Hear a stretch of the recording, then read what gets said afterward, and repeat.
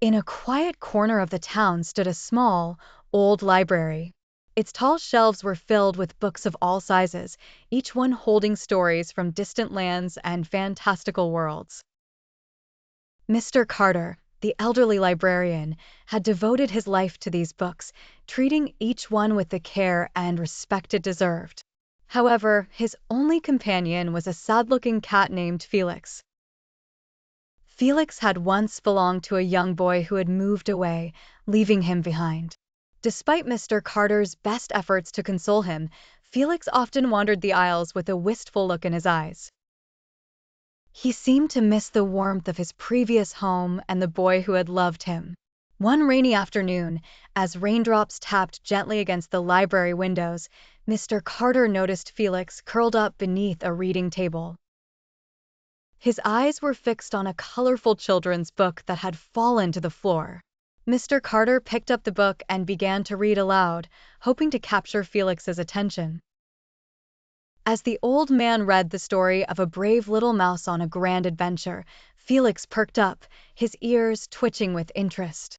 He moved closer, drawn in by the soothing sound of Mr. Carter's voice. The story unfolded, painting pictures of enchanted forests and daring escapades, and Felix seemed captivated. Seeing Felix's curiosity, Mr. Carter decided to make reading time a daily ritual. Every afternoon, he selected a different book, sharing tales of adventure, mystery, and friendship. Felix, who had once seemed so lonely, now eagerly awaited these story sessions, curling up on Mr. Carter's lap. Felix purred contentedly as the librarian read. Over time, Felix's demeanor changed. The once sad cat now greeted library visitors with a friendly purr and often accompanied children as they browsed the shelves. The townspeople began referring to him as the library cat, and his presence became a beloved part of the library's charm. One day, a group of children entered the library, chattering excitedly about a book they had read in school. Intrigued, Felix followed them to a cozy reading nook where they settled down with their books. To everyone's delight, Felix nestled among them, as if he, too, wanted to be part of their literary adventure. The children's love for reading grew, and Felix's presence only added to the magic.